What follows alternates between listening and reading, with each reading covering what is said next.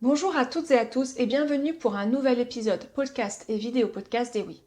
Avant de commencer cet épisode, je vous invite à vous rendre sur mon site internet ewionline.com où vous pourrez télécharger un manuel que j'ai créé spécialement pour vous où j'ai réuni les 40 erreurs les plus communes que j'entends des apprenants de français. Ce manuel vous aidera énormément pour améliorer votre français.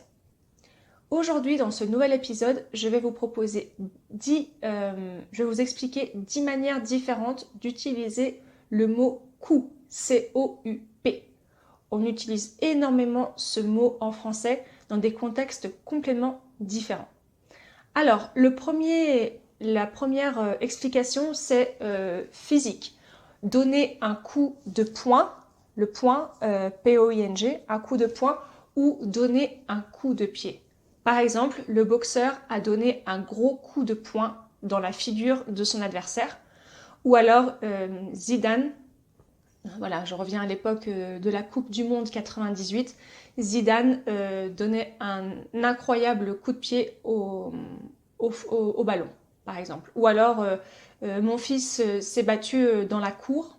La cour dans une école, c'est l'endroit où les enfants jouent, la cour de récréation. Mon fils a donné un coup de pied à son camarade dans la cour de récréation. Il est donc puni. Ensuite, la deuxième expression, la deuxième occurrence, quand on est fatigué, mais on est vraiment fatigué d'un coup. Alors, quand on utilise le mot coup, en général, c'est pour exprimer quelque chose qui arrive extrêmement rapidement. C'est soudain. Donc, par exemple, j'ai un coup de barre. Ça signifie métaphoriquement, donc la barre, j'ai un coup de barre. Ça signifie en fait que je suis extrêmement fatiguée, mais c'est très rapide.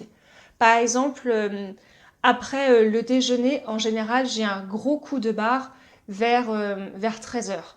Ça signifie en fait que c'est très rapide. Je suis d'un coup, encore, je suis tout d'un coup fatiguée, j'ai un coup de barre.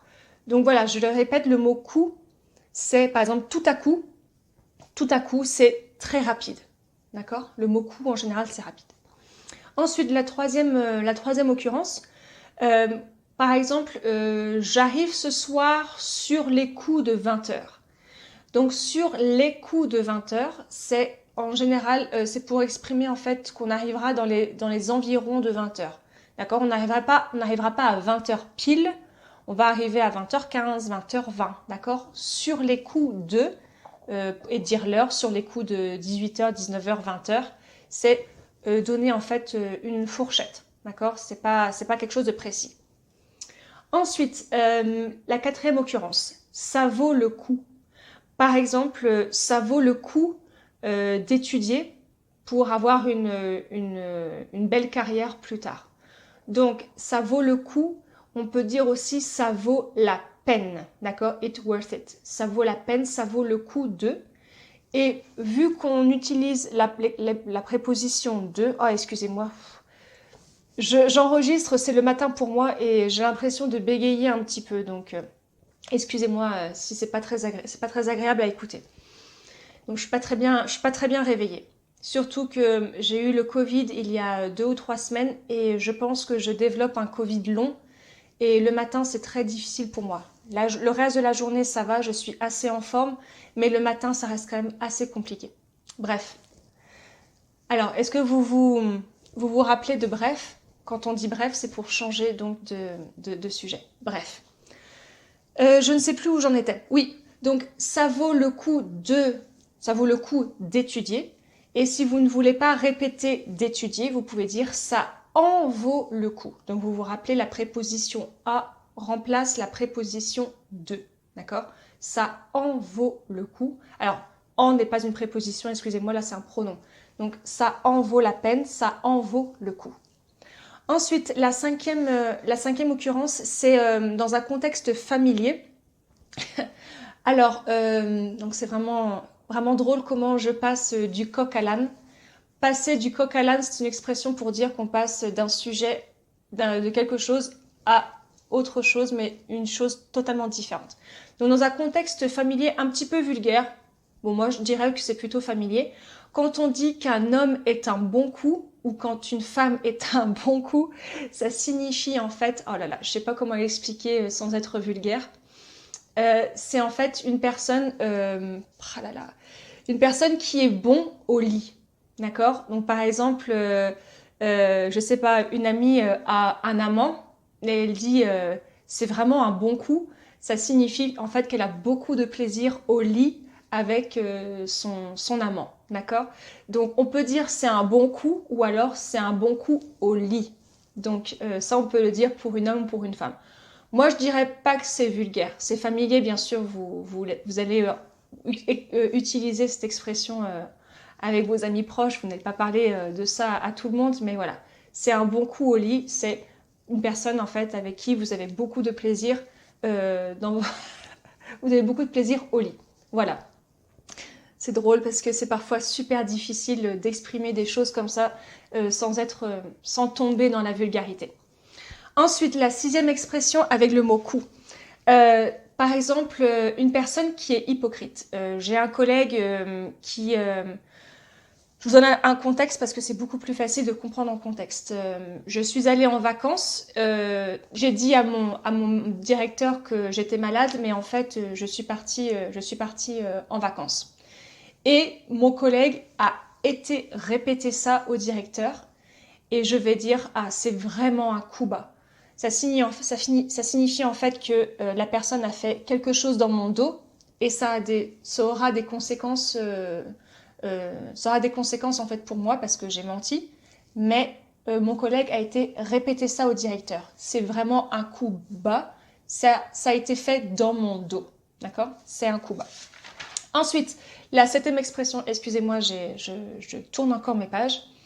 Par exemple, ce qui se passe en Ukraine est catastrophique, bien sûr, et c'est quelque chose on ne pensait pas. Personne ne pensait que Poutine allait... donc, l'expression Poutine, attention, la prononciation de Poutine. Dites bien Poutine. Moi, j'entends des élèves, parce qu'on parle bien sûr de cette situation en cours, et j'ai des élèves qui disent Poutin ou putain.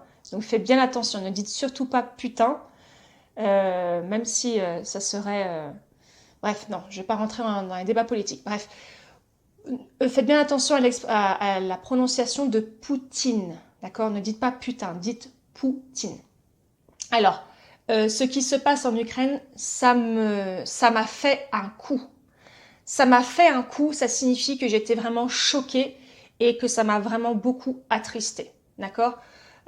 Et en général, on peut le dire quand c'est quelque chose à laquelle on ne s'attendait pas. Par exemple, personne ne s'attendait à ce que Poutine bombarde et attaque l'Ukraine. Ça m'a vraiment fait un coup. Ça signifie que ça m'a énormément attristée. C'est difficile pour moi de vivre au quotidien avec ça, d'accord? Ça m'a fait un coup. Vous pouvez aussi le dire de manière plus familière, ça m'a foutu un coup, d'accord? Foutu, c'est l'adjectif, le participe passé. Oh là là, j'ai vraiment du mal ce matin. Avoir du mal, ça signifie avoir des difficultés. Ça m'a foutu un coup, ça m'a fait un coup. Voilà, c'est foutu, c'est la manière plus vulgaire de dire faire.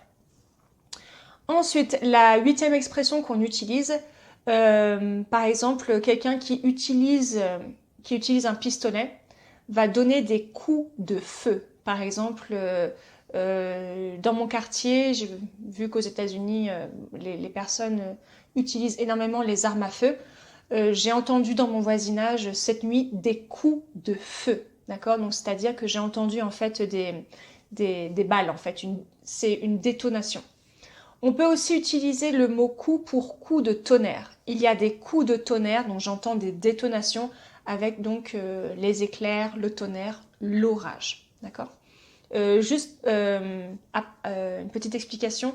L'orage, c'est tout, mais on va diviser l'orage en deux choses. Vous avez le tonnerre qui est le bruit et l'éclair qui est en fait ce qu'on voit dans le ciel. D'accord? Le tonnerre et l'éclair ensemble, c'est l'orage. Donc on peut dire j'entends des coups de tonnerre. Donc c'est une détonation.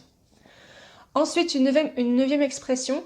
Par exemple, j'invite un ami ce soir au bar et je lui dis, est-ce que tu veux boire un coup ce soir? C'est-à-dire boire un verre. Boire un coup, boire un verre. D'accord? Et enfin, la dixième expression, la dixième occurrence. Par exemple, mon fils a caché, donc j'étais en retard ce matin parce que mon fils avait caché mes chaussures. Et je peux dire, par exemple, quand j'essayais de chercher mes chaussures, je vais dire, ah, ça c'est un coup de mon fils. Donc en fait, ça signifie que c'est une manigance. C'est une manigance de mon fils. It's a trick. It's a plot. Je sais pas comment on pourrait dire ça correctement en anglais. En espagnol, on pourrait dire on pourrait expliquer ça, on pourrait le traduire comme tramar algo. D'accord? Ah, ça c'est un coup de mon fils. Ça c'est une manigance de mon fils. D'accord? C'est un coup de. On peut l'utiliser pour quelque chose de grave ou de pas grave. Alors, je vais vous faire un résumé, je vais faire un récapitulatif de ces 10 occurrences.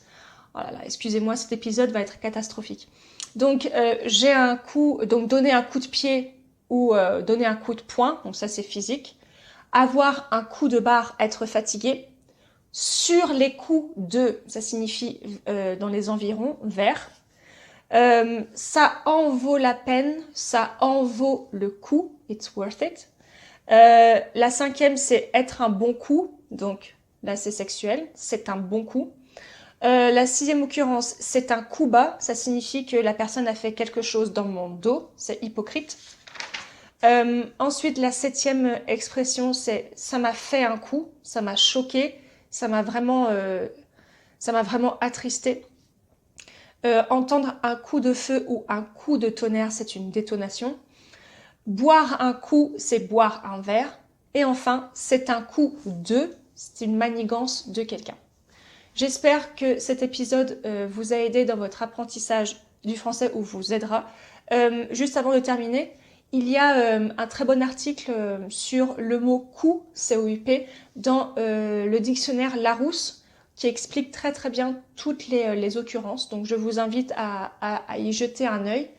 Jeter un œil, ça signifie en fait regarder, consulter. Jeter un œil, consulter rapidement. Donc larousse.fr et vous écrivez donc dans la barre de recherche, vous écrivez le mot coup et vous aurez en fait toutes les occurrences en français. Je vous souhaite une excellente semaine et à très bientôt.